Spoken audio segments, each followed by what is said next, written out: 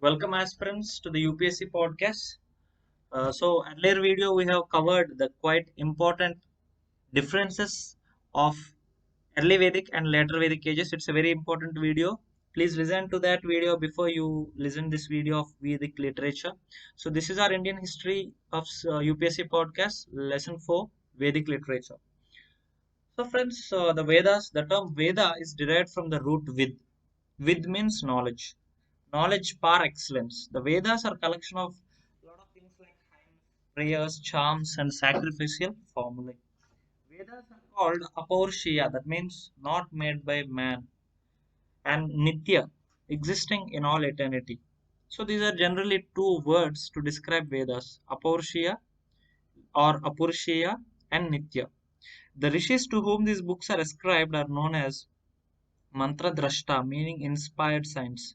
Apart from literary significance, the Vedas throw light on the political, religious, social, and economic aspects of the Vedic period. So, friends, in the earlier lesson, I told you how the Vedas are the main texts through which we came to know the differences of the political, religious, social, economic, and the position of women, also, especially the differences of these between the two Vedic ages. But let us now know what are the texts which are present, important literary texts which are present in the Vedas, which we must know about. So we generally have an understanding of those in our history. We are not going into depths.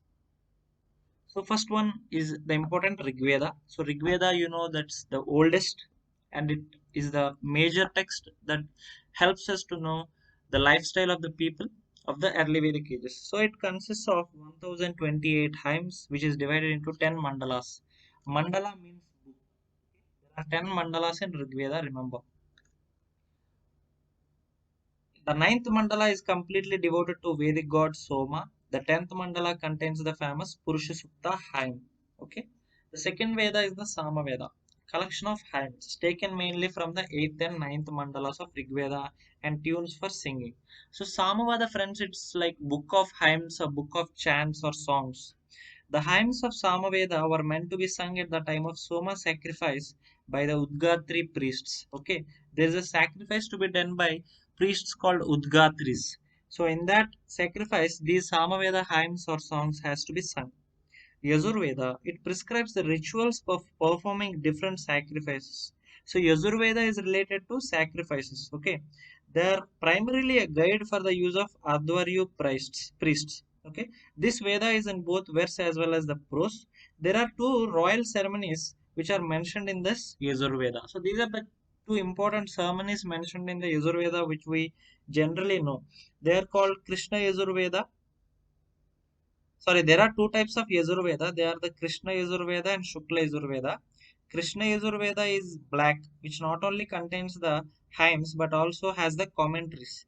Shukla Yajurveda means white, which contains only hymns.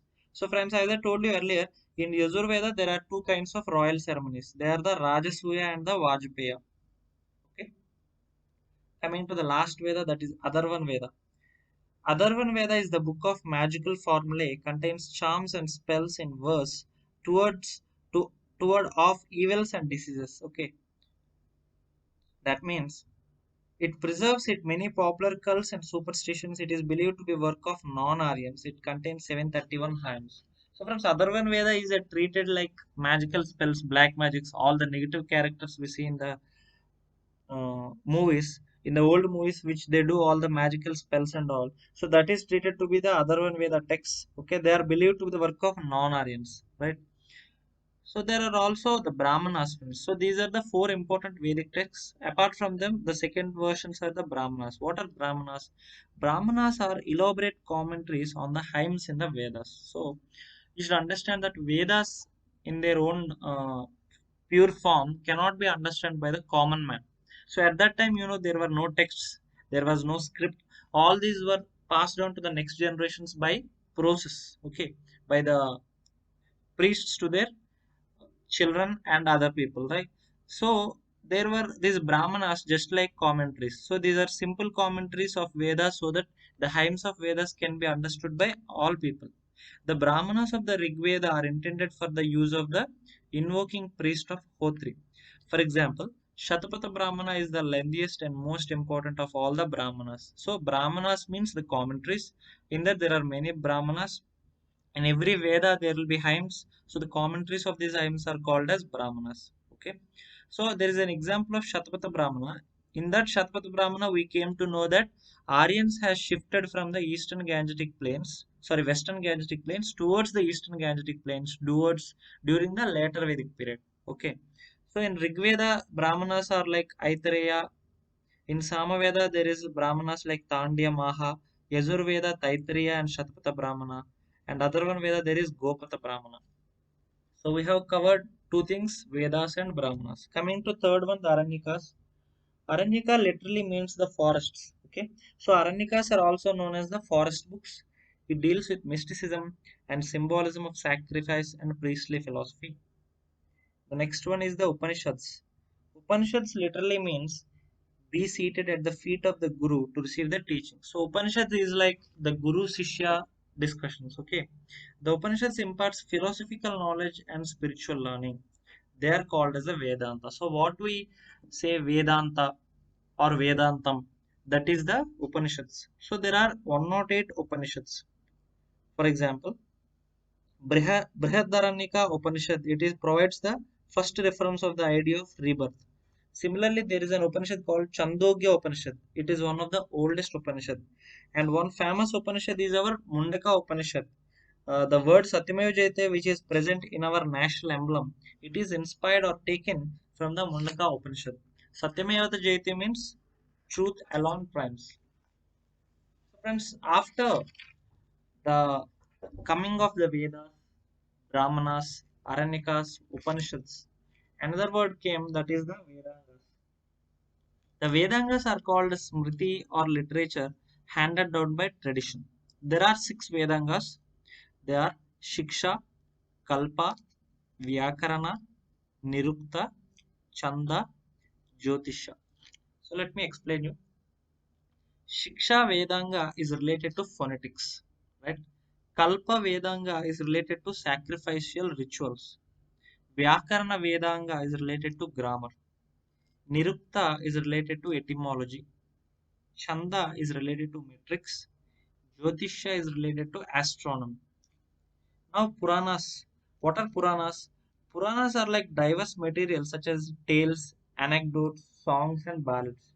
The change is the mode of worship from sacrifice to idol worship and visual appeal of deities as against worship of ideas is evident. So what Puranas has done to Indian literature and Indian culture is they have shifted the belief system from worship of ideologies or worship of nature to worship of visual deities. So broadly Hindus started believing and worshipping in idols or deities after the emergence of the Puranas. Okay, earlier it was more of worship of ideologies and worship of nature, right?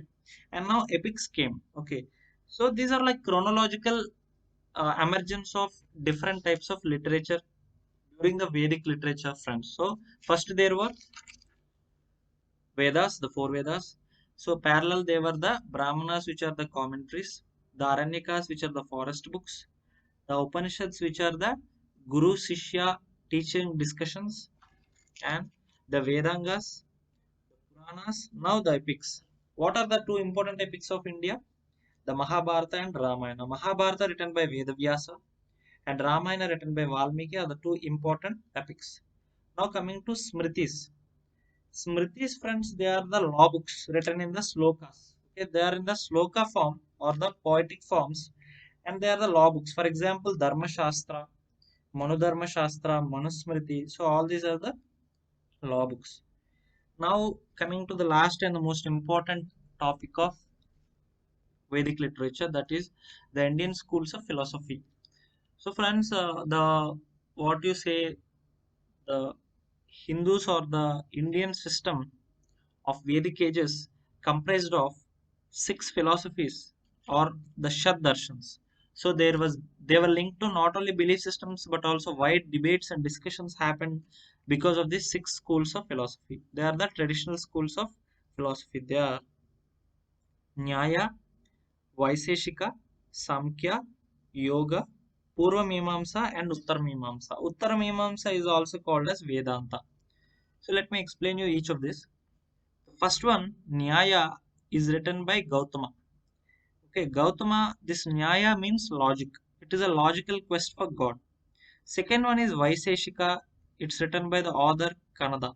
So Vaiseshika is to attain the true knowledge of the divine.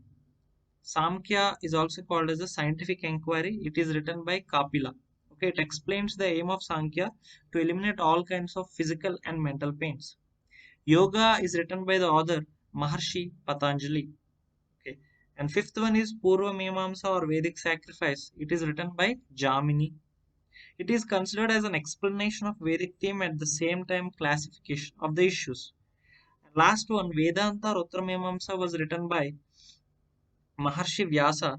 It explains that Brahma Sutra is for that person who has real deep desire to know God. Okay, so these six philosophies is not so easy to understand, and for UPSC perspective, you should just be able to identify what the six philosophies are linked to. So generally, friends, in UPSC, they have stopped asking who has written this philosophy or what it tells about.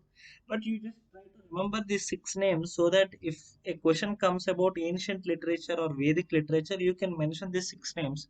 That will give you a better. That will tell you that you have better understanding of this subjects, right? So these are the six traditional philosophies which are related to Vedic system. So that ends our lesson. So this is about Vedic literature. So the next lesson will be about the religious movements and the Mahajanapadas ages. So Buddhism, Jainism, and the first Mahajanapadas about emperors like King Ashoka will be in our next lessons. So please subscribe to our channel if you like this. Do comment, give a like, and subscribe, and also share with your other aspirants. Thank you, aspirants.